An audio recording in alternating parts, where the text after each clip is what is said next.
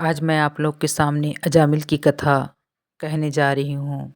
बहुत समय पहले की बात है। कन्याकुब्ज गाँव की यह घटना है। वहाँ एक ब्राह्मण रहता था जिसका नाम अजामिल था।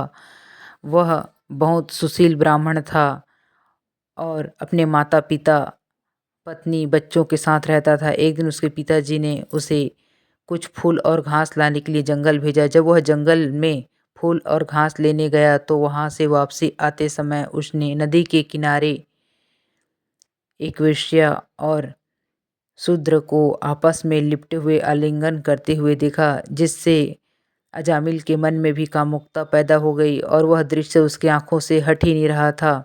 जब वह घर में पहुंचता है तो उसके पिताजी कहते हैं कि इतना देर कैसे हो गया। इस पर अजामिल गुस्सा करता है और बोलता है, जंगल के रास्ते से जाओगे तो देर तो होगा ही। फिर धीरे धीरे उसके मन में वही दृश्य घूमते रहता है। तो एक दिन अजामिल उस वेश्या को अपने घर में ले आता है नौकरानी बना के। जब उसके माता पिता पूछते हैं कि यह कौन है तो वह कहता है कि यह हमारे घर की नौकरानी है, घर का सारा काम करेगी। जब उसके माता पिता विरोध करते हैं तो अजामिल अपने माता पिता को घर से बाहर निकाल देता है, अपनी पत्नी बच्चों को बाहर निकाल देता है और उस वेश्या के साथ रहता है, शारीरिक संबंध बनाता है। उसके 9 बच्चे होते हैं। जब वह बूढ़ा होने लगता है तो 10वां बच्चा, जिसका नाम वह नारायण रखता है, वह उससे बहुत प्रेम करता है। लेकिन वह वेश्या के प्रेम में इतना पागल हो गया था कि वह उसकी मांगों को पूरे करने के लिए चोरी करता था, डाका डालता था, शराब पीता था, मांस मंदिरा का सेवन करता था और अशुद्धता से रहता था। ब्राह्मण के सारे गुण नष्ट होने लगे। इस प्रकार वह धीरे धीरे पतन की ओर जाता गया।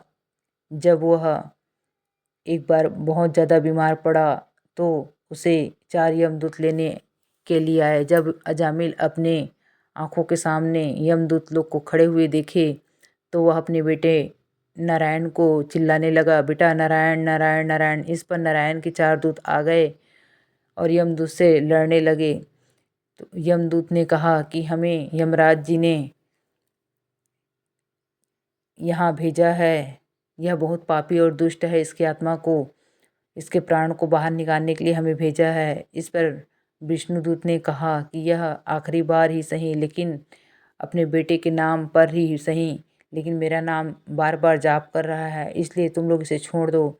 जब यह दृश्य अजामिल देखता है तो सोचता है कि जब मैं अपने बेटे का नाम ले रहा हूँ तो परमात्मा ने मेरे ऊपर इतनी कृपा की, जब मैं उसका नाम लूँगा तो मेरे सारे पाप धुल जाएंगे। यह सोचकर वह हरिद्वार चला जाता है और गंगा स्नान करके हर समय हरे राम हरे कृष्ण की मंत्र का जाप करते रहता है। और जाप करते करते एक बार जब उसकी मृत्यु का समय आता है तो वह मोक्ष को प्राप्त करता है। पहले के लोग इसलिए अपने बच्चे का नाम भगवान के नाम पर रखते थे, जैसे गोपाल, कृष्णा, ईश्वर, गीता, माधव, नारायण, ले जिससे बच्चे का नाम घर के बड़े बुजुर्ग तो पुकारते ही हैं, साथ में बच्चा भी यह नाम सुनता है और उस घर में पॉजिटिविटी रहती है। इसलिए जब इस नाम में इतनी शक्ति है तो उसके नाम भजन सुमरन में कितनी शक्ति होगी। इसलिए परमात्मा का सदैव स्मरण और नाम मंत्र का जाप करना चाहिए और अच्छे मार्ग पर चलना चाहिए।